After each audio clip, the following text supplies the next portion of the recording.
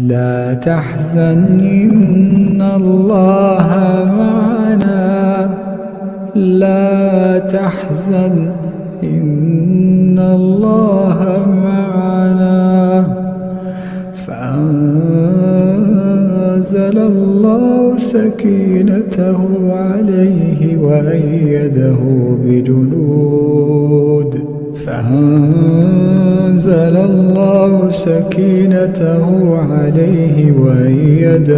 بجنود لم تروها وجعل كلمة الذين كفروا السفلى وكلمة الله هي العليا والله عزيز حكيم.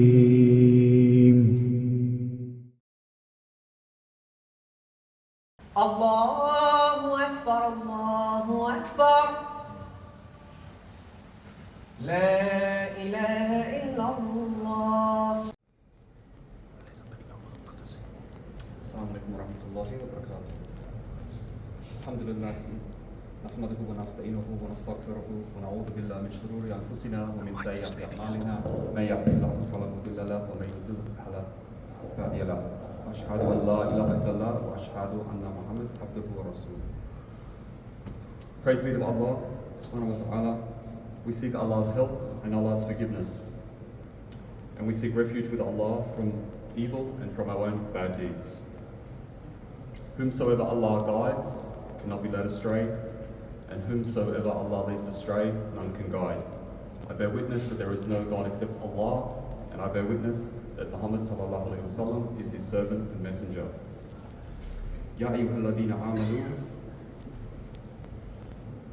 Ya ayyuhalladhina amanu Allaha haqqa tuqati wa la tamutunna inna Allaha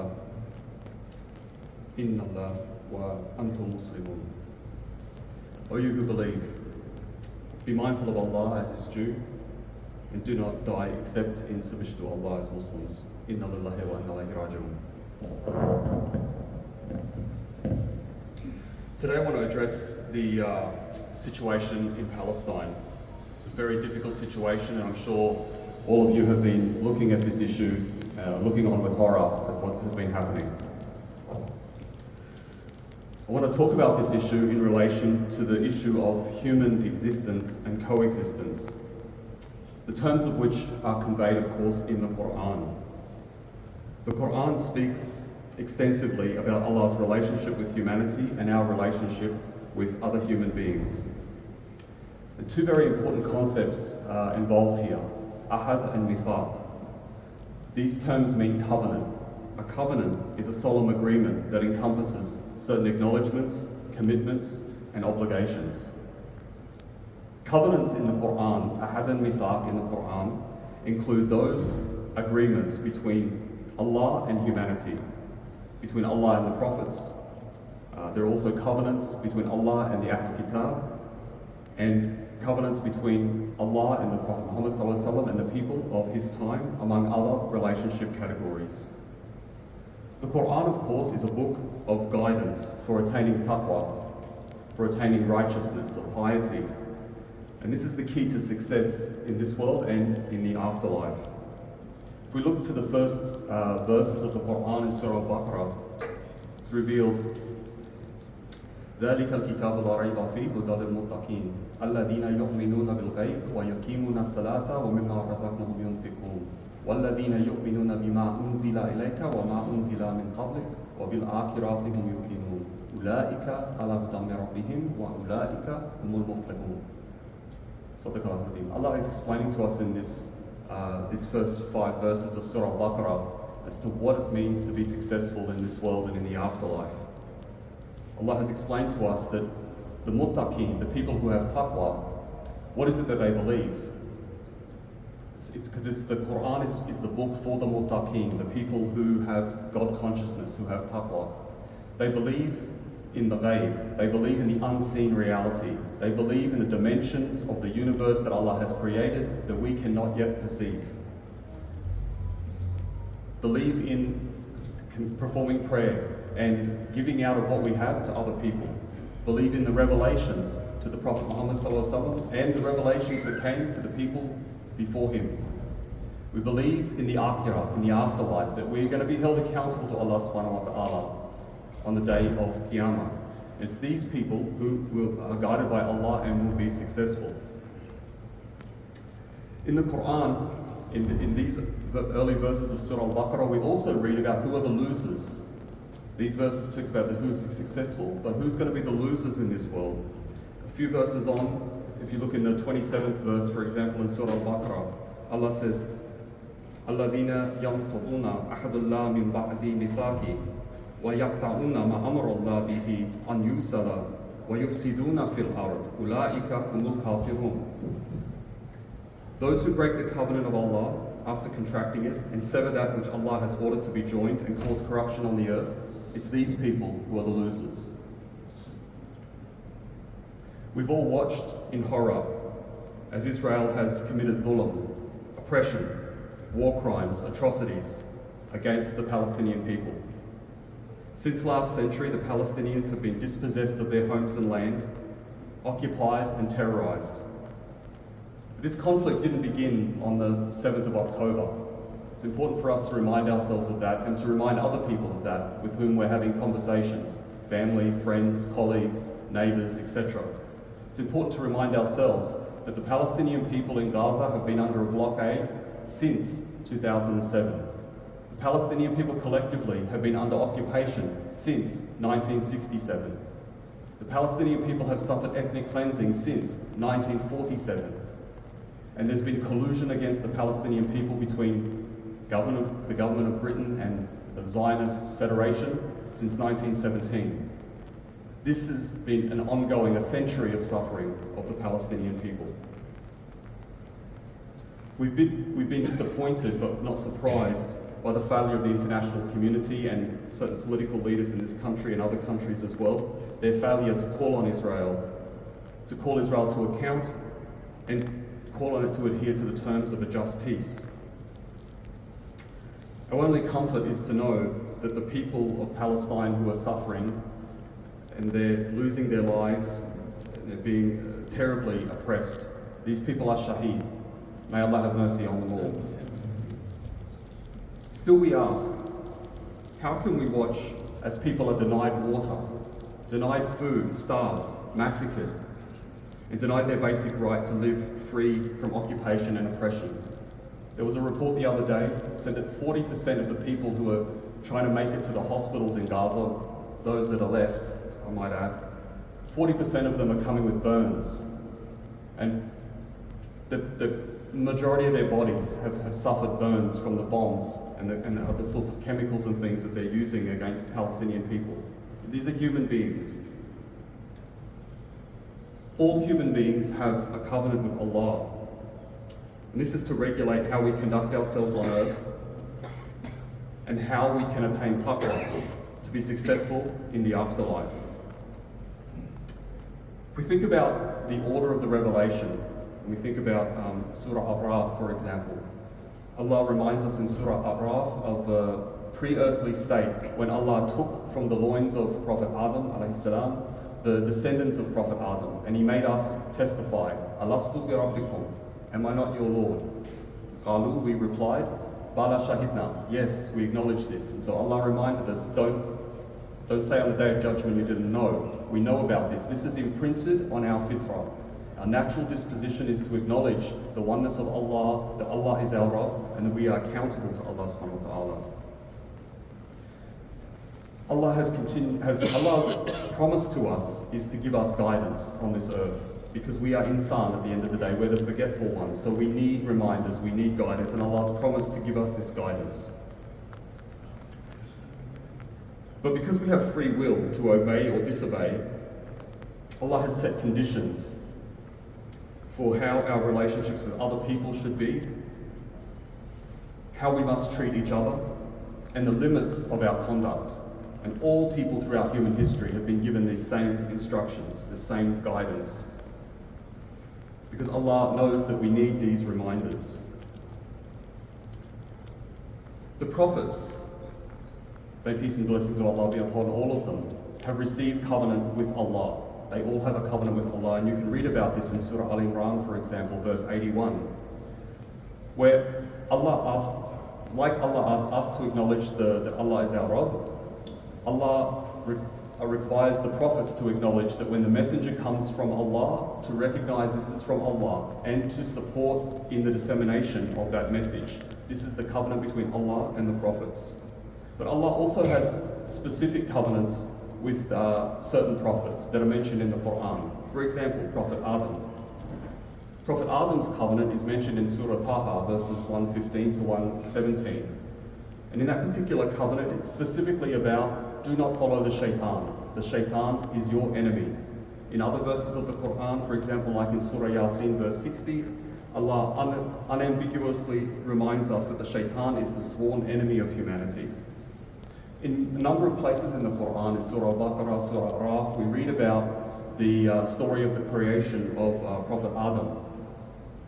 And in Surah Al-Araf, if you look at the 7th chapter, verse 12, Allah goes into a bit more detail there about how when Allah commanded the angels to prostrate before Prophet Adam, they did so, but Iblis refused.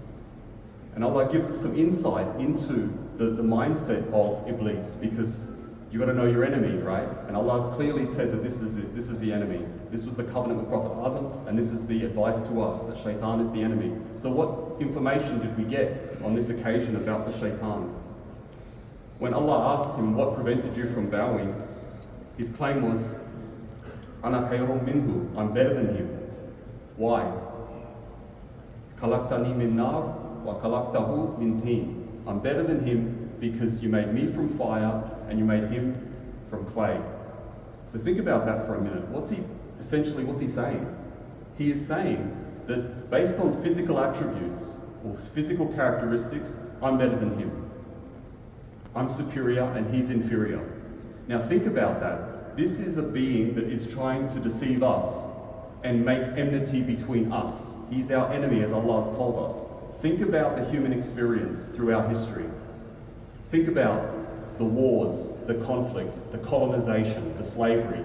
In all of these cases, what's the common element here? It's one people saying to another people, we're better than you. We're white, you're black. We're this, you're that. We're this nation, you're that nation. We're this tribe, you're that tribe. Always.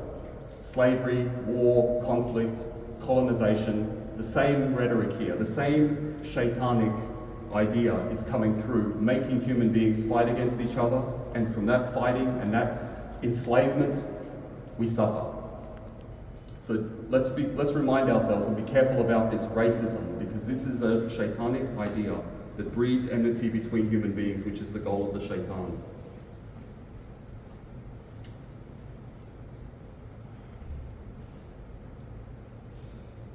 If we look further in the Quran, we can see that Allah counters this ideology of the shaitan.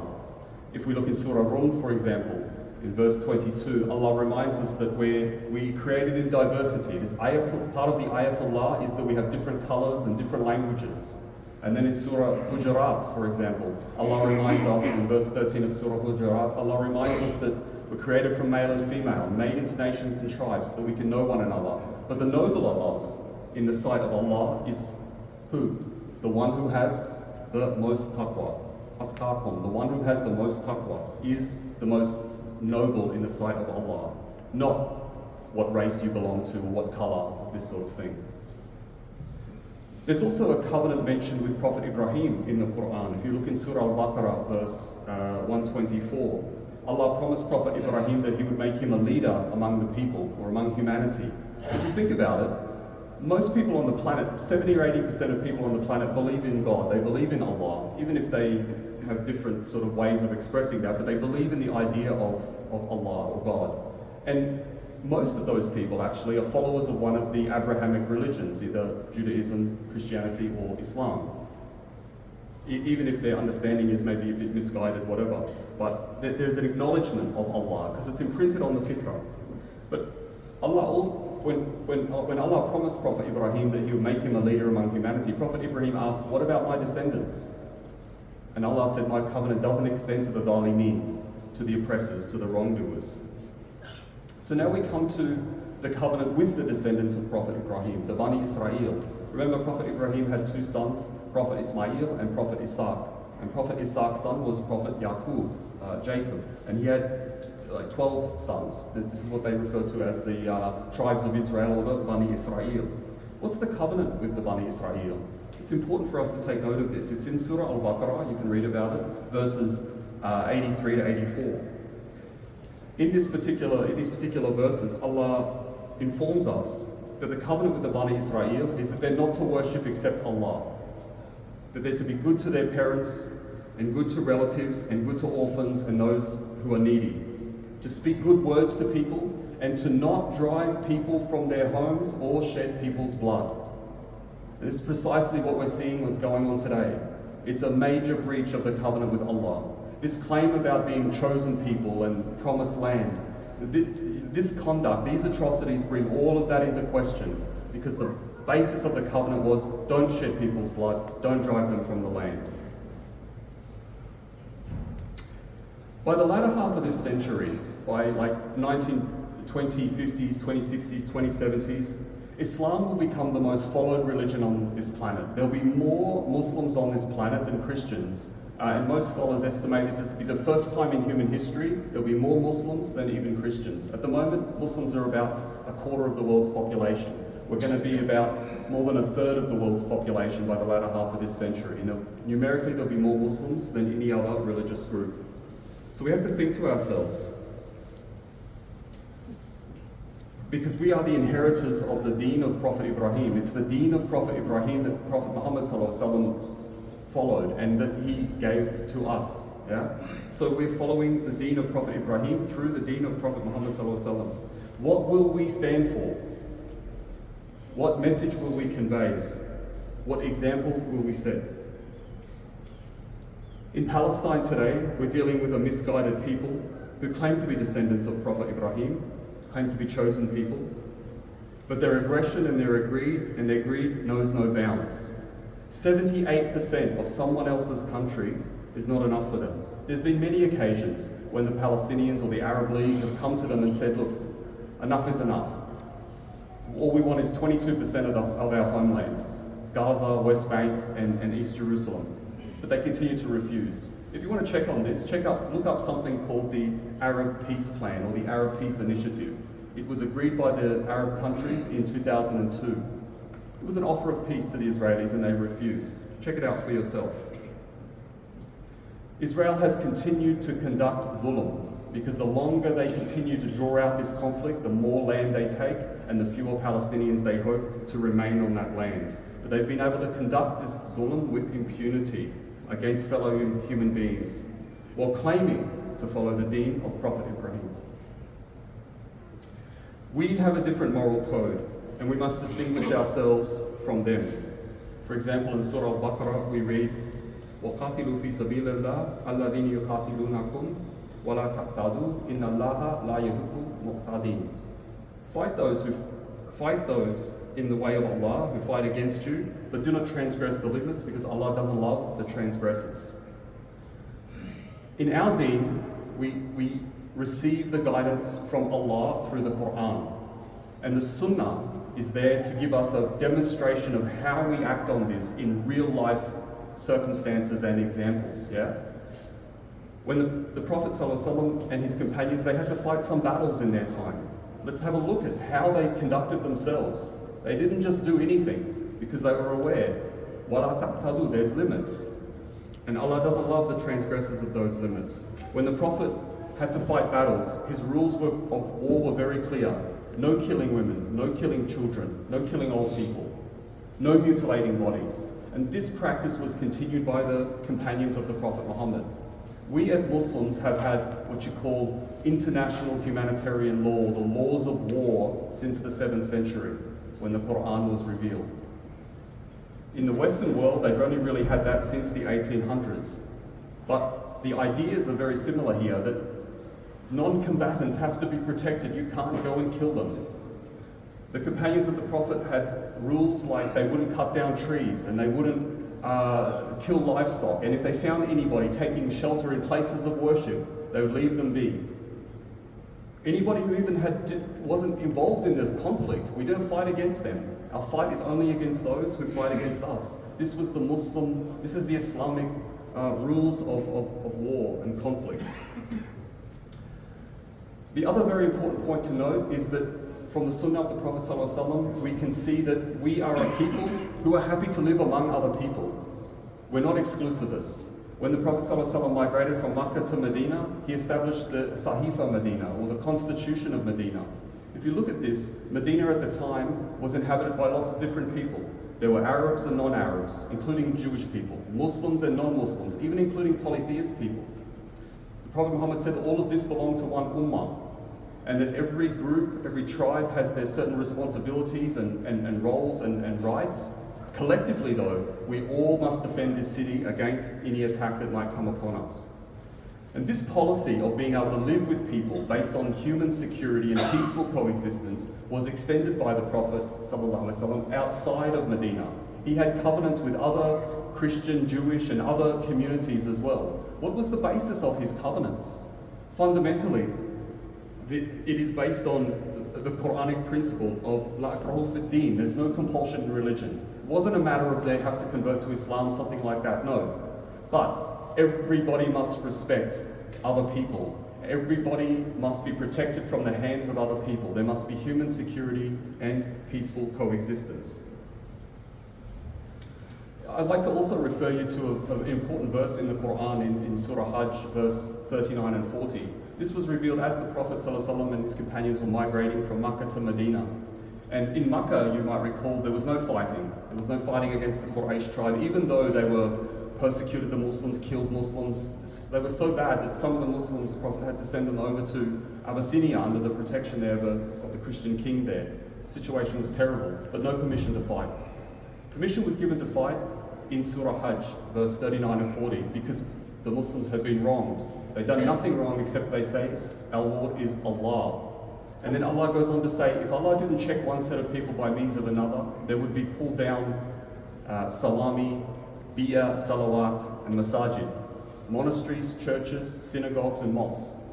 Those places of worship are mentioned in the Quran. And if you look in the tafsir, across the ages, the mufassirin, the commentators on the Quran, informed us of their view that this means there is an obligation on Muslims to protect even the places of worship of non-Muslims where the name of Allah is mentioned.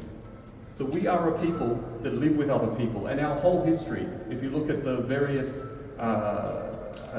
caliphs and the various caliphates that have been throughout Muslim history, empires and so on, Muslims, Christians, Jews and people of other religions have been able to live peacefully and securely in Muslim lands. So it brings us back to this point that we're talking about today.